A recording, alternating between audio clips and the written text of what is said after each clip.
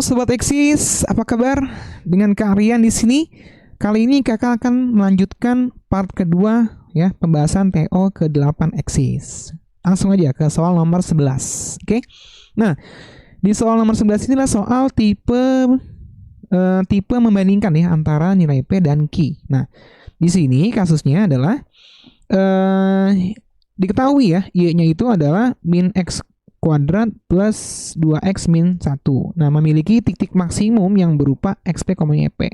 Manakah hubungan P dan Q berdasarkan informasi berikut? Oke. Nah, jangan lupa ya teman-teman ya. Jadi rumus dari titik puncak ya, itu adalah XP-nya min B per 2A. Oke, jangan lupa ya, min B per 2A. Nah, di sini kasusnya ya, itu A-nya itu berapa sih? A-nya itu min 1 ya. Jangan lupa nih, A-nya itu yang depan kan bentuknya gini ya, AX kuadrat plus BX plus C. Nah, berarti di sini kasusnya apa? A-nya itu adalah min 1, ya kan? B-nya itu 2, C-nya min 1. Jadi kalau kita input di sini jadinya XP-nya itu adalah 2 ya. Di sini 2 per 2 dikali min 1. Itu hasilnya jadinya 1 ya. 2 bagi 2 kan 1. Oke, min ketemu min plus. Oke. XP-nya 1. Nah, YP-nya itu tinggal kita input aja XP-nya ke soalnya, ke parabolanya atau ke fungsi kuadratnya. Oke. Berarti di sini ya kita input aja, berarti YP-nya berapa? Ya udah, kita input XP-nya 1 atau X-nya 1.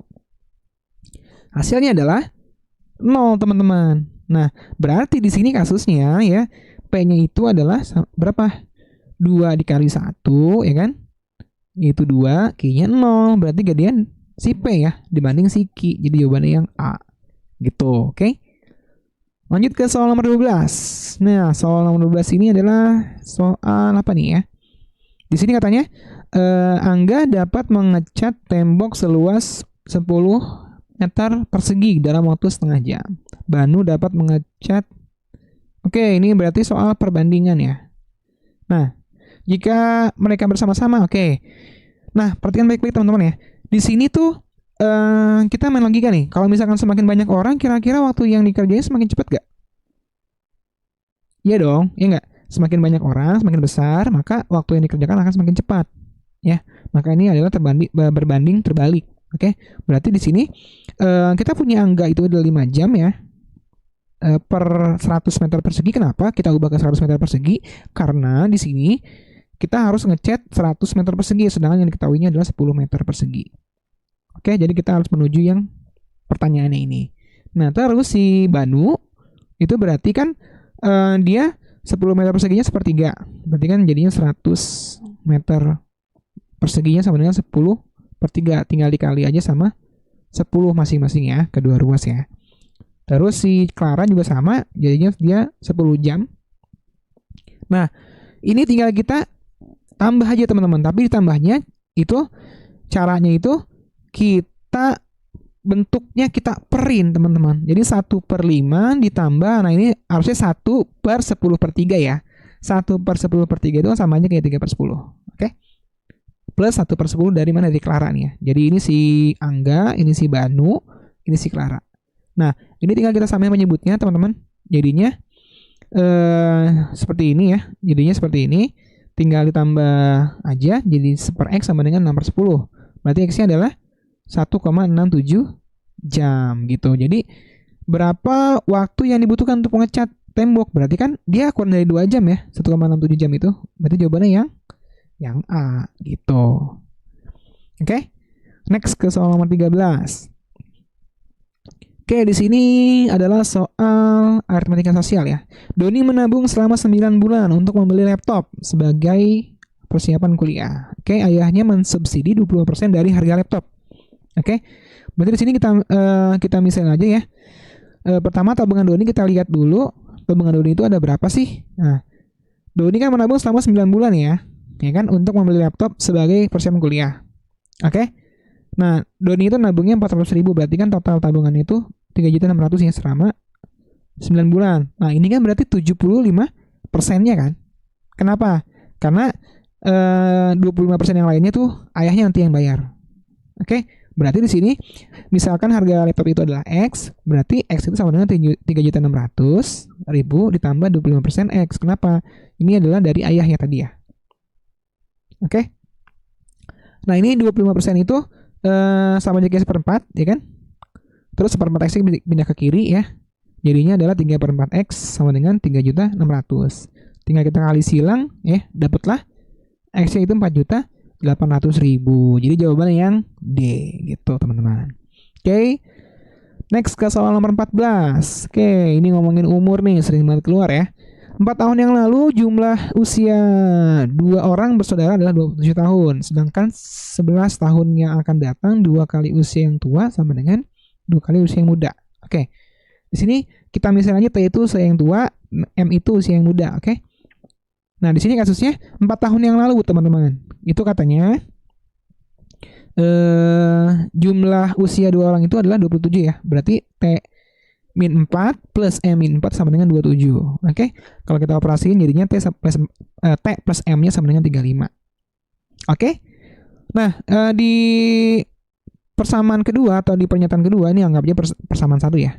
Di pernyataan kedua 11 tahun yang akan datang, artinya masing-masing kita tambah 11 ya. 2 kali usia yang tua sama dengan 2 kali usia yang muda ditambah 6. Jadi masing-masing kita tambah 11. Kalau kita jabarin kita terusin ya, kali pelangi nih. Oke, ini kali pelangi juga. Itu hasilnya jadinya 2T sama dengan 2M plus 6. Ini persamaan 2 ya. Kalau kita bagi 2 semua ya, jadi T sama dengan M plus 3.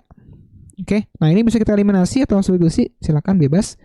Di sini kakak mengsubstitusi ya. Oke, kita masukkan aja di sini, T-nya kita ganti 3 plus M. Oke, jadi persamaan 2 kita masukin ke persamaan 1. Dapatlah M-nya itu adalah 16 gitu. Dapat M-nya 16 ya kan? Berarti ya dapatlah T-nya gitu. Oh, yang ditanya cuma usia yang muda ya, berarti langsung aja nih jawabannya yang B, 16 tahun. Nah, karena kalau yang ditanyanya yang tua, ya udah 16 tinggal kita input ya ke persamaan 1 atau persamaan 2 gitu. Oke, lanjut ke soal 15. Oke, kalau ada soal seperti ini soal eksponen ya. Jadi kita bisa faktorkan teman-teman. Di sini perhatikan baik-baik. Ini ada 2024 ya. Ini ada 2020. Kita ambil yang terkecil yaitu 2020. Berarti bisa kita faktorkan menjadi seperti ini teman-teman. Perhatikan baik-baik ya. Ingat ya, kalau pangkat itu kalau perkalian ya, itu pangkatnya ditambah ya.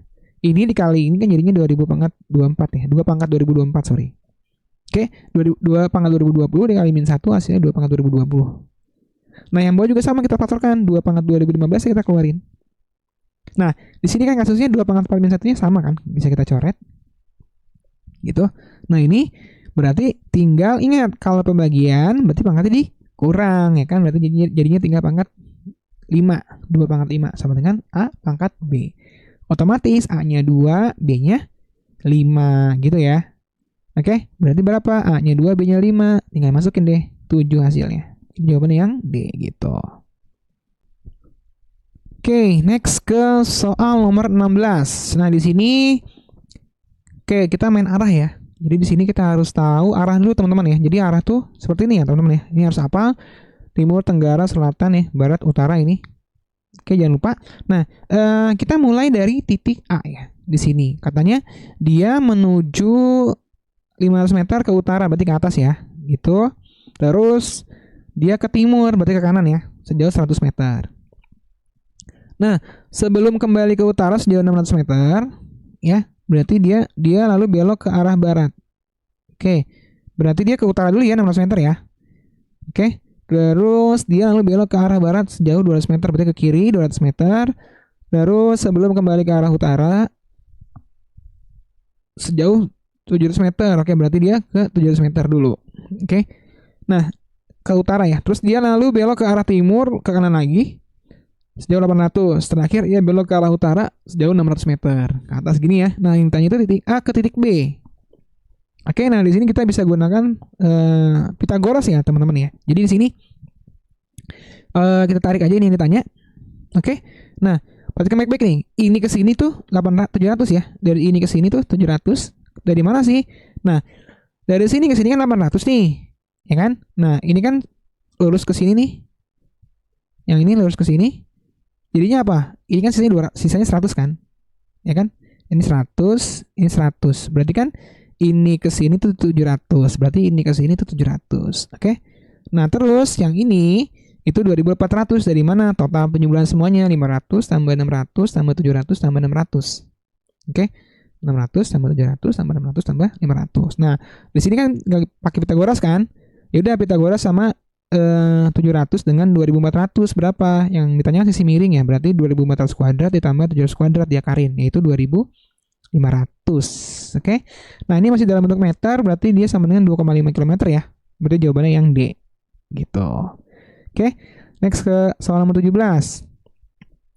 Oke, di sini kita ngomongin peluang ya, teman-teman ya. Oke, di sini katanya Danang harus jumlah mata datarnya 7. Oke. Jika X adalah peluang Danang gagal mendapatkan jumlah 7, maka hubungan P dan Q yang benar berdasarkan informasi di atas adalah X adalah peluang gagal ya. Danang gagal mendapatkan jumlah 7. Nah, sekarang kita cari dulu ya, mata dadu berjumlah 7 itu apa aja sih? Ya, ada 16, ya kan, ada 61, 25 dan seterusnya nih. Ini ada sebanyak 6 ya, ada sebanyak 6. Oke. Berarti di sini peluangnya adalah 6/36. Ini peluang berjumlah 7, tapi kan yang diminta kan gagal kan, ya enggak? Berarti ya udah tinggal dikurang, 1 dikurang 6/36 ya, komplemennya ingat ya, 1 kurang ya, berarti si X itu adalah 5/6. Berarti P nya berapa? Ya berarti P nya itu 2 dikali 5/6, ya kan? Jadinya berapa? 5/3. Nah, 5/3 sama 12 gedean mana? Gedean Q dong. Jadi jawabannya yang B gitu. Oke. Lanjut ke soal nomor 18. Nah, di sini kasusnya adalah yang pernyataan pertama. Jadi kita harus tahu dulu ya. Jadi kita harus tahu apa yang ditanya. Yang ditanya itu adalah berapa luas area yang diarsir sini. Oke. Berapakah luas daerah yang diarsir? Oke, nah ini kakak udah ngasih catatan nih. Ya, 2 kali luas yang diarsir itu adalah luas persegi tambah luas persegi panjang dikurang luas yang diarsir. Nah, di sini kan persegi nih. Di sini persegi panjang ya. Nah, sekarang kita cek dulu pernyataan pertama nih. Pernyataan pertama cukup nggak buat ngejawab soal ini? Nah, pernyataan pertama itu menyatakan perbandingan ya. Yang ini. Artinya ini kalau kita aljabar ini berarti kan EF-nya 10, AB-nya 4 kali 2, 8. GF-nya 6 gitu kan. Berarti kita tulis gini kan ya. Oke. Nah, kita cuma tahu luas persegi sama luas persegi panjang doang. Oke. Berarti kita belum cukup nih buat nyari luas yang diarsir. Berarti pernyataan 1 aja nggak cukup, teman-teman. Oke. Nah, sekarang cek bagaimana kalau pernyataan 2 doang. Cukup nggak? Pernyataan 2 doang itu cuma ini yang diketahui. Nih, cuma yang ini. Artinya ya belum cukup juga, ya kan? Berarti kita harus memenuhi semuanya, yaitu pernyataan 1 dengan pernyataan 2 gitu. Harus bareng-bareng baru bisa mencari luas daerah yang diarsir ini. Kak, perlu nggak dicari nih? Diturunin rumusnya ke bawah? Nggak perlu. Yang jelas ini udah kejawab gitu. Berapakah luas area yang diarsir? Kejawab nggak?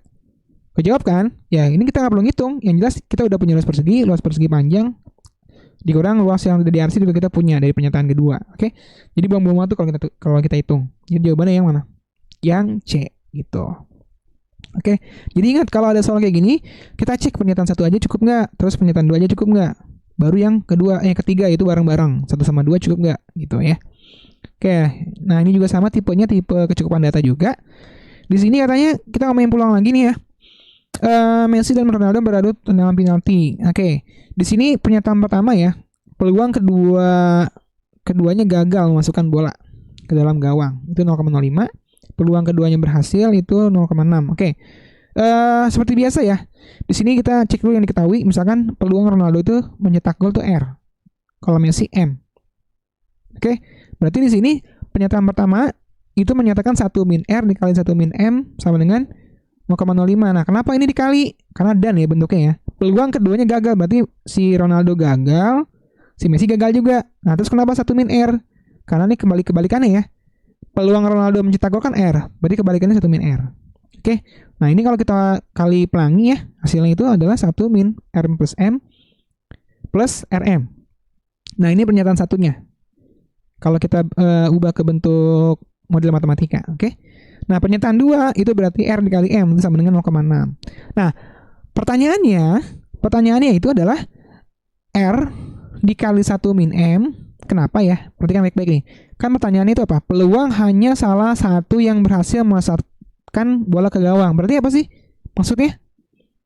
Berarti kan ada dua kemungkinan kan? Ada Ronaldo berhasil. Ronaldo berhasil nih, ya kan? Itu anggap R di sini kan. Terus si Messi gagal, berarti 1 min M. Atau Ronaldonya gagal, ya kan di sini. Ini gagal nih Ronaldo. Di sini dia gagal di sini. Dan juga gagal sama ya. Ini juga gagal. Oke. Nah, berarti di sini kasusnya adalah ditambah. Kenapa? Karena atau Ronaldo gagal atau Ronaldo berhasil, ya kan? Messi gagal atau Messi berhasil. Berarti di sini kalau kita operasiin jadinya R min RM plus M min RM. Nah, sekarang kayak tadi nih kita cek pernyataan satu aja cukup nggak nih buat ngejawab soal ini? Oke. Nah, ternyata pernyataan satu tuh nggak cukup, Pak. Nggak cukup untuk menjawab soal ini. Kenapa? Karena yang diketahui di sini R plus M plus RM kan, ya kan? Nah, kita nggak tahu nih RM-nya berapa. Ya nggak sih, kita nggak tahu. Berarti pernyataan satu aja nggak cukup. Nah, sekarang gimana kalau pernyataan dua doang? Cukup nggak? Ya, kita cuma tahu RM. Kita nggak tahu R plus M-nya, ya kan? Kita cuma tahu ini nih. Ini kita tahu 0,6. Ya udah, berarti kita nggak tahu R plus M. Nah, sekarang gimana kalau kasusnya dua-duanya gitu? Nah, pernyataan 1 sama 2 tuh gimana? Cukup nggak buat ngejawab ya? Tentunya cukup teman-teman. Perhatikan baik-baik ya. Pernyataan 1 dan 2 tuh bisa kita input ya. Kita input, ya kan, kita substitusi nih. Si RM-nya kita ganti 0,6. Dapat R plus M-nya. Nah, R plus M-nya itu adalah 1,55. Ya udah tinggal kita input ke sini kan? Ya enggak? Tinggal kita input ke sini nih. Ya kan? RM-nya 0,6, R plus M-nya 1,55 gitu. Jadi jawabannya adalah 0,35 di sini, ya kan? Tapi sebenarnya nggak perlu dicari ya. Oke, itu iseng aja. Jadi di sini jawabannya adalah yang dua pernyataan bersama-sama, yaitu yang apa nih? Yang C ya. Yang C. Oke. Next ke soal nomor 20 ya. Ini juga sama ya, kecukupan data juga. Oke, di sini salah satu akar pada suatu fungsi kuadrat adalah X min 2. Oke, berarti ini maksudnya apa sih? Berarti dia ini salah satu solusinya itu adalah X sama dengan 2. Itu ya. Kalau akar X min 2 berarti fungsi akarnya itu X sama dengan 2. Ini faktor ya maksudnya ya.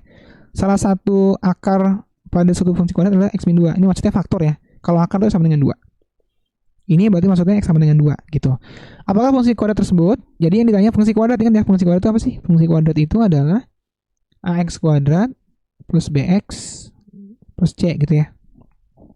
Nah, grafiknya pernyataan pertama, grafiknya melewati titik pusat bidang kartesius. Oke, titik pusat itu apa? 0,0 ya. Jadi itu titik pusat itu 0,0. Ya, X dan Y sama pada titik puncak. Oke. Kita cek pernyataan satu aja cukup apa enggak. Nah, berarti kan di sini fungsi kuadrat itu di X sama dengan 2, ini saat Y-nya 0 ya pasti ya. Kalau akar-akar itu pasti ngomonginnya pada saat Y-nya sama dengan 0. Berarti titiknya 2,0 ya. Ya kan? Kalau kita cek pernyataan satu aja nih, cukup apa enggak, kita cek nih. Berarti yang diketahui adalah itu saya di sini dulu ya. Pernyataan pertama.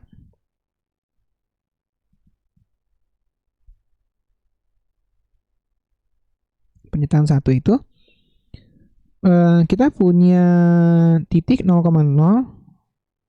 ya, sama yang diketahuinya berarti 2,0 gitu ya. Nah, kalau kita gambar nih kan jadi gini ya. Fungsi kuadratnya kalau kita gambar dia jadinya begini. Nah, gambarnya bisa begini, ya enggak?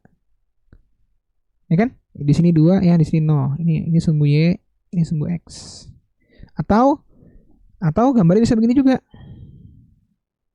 Atau gambarnya kan bisa begini. Nah, masih ada dua kemungkinan kan?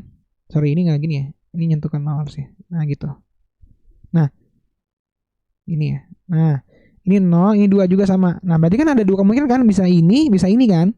Kita nggak tahu nih yang mana gitu kan? Artinya, yang jelas di sini, kalau di sini 0, titik puncaknya pasti di 1. Karena kan titik puncaknya pasti tengah-tengah kan? Nah, ini juga sama di 1 gitu.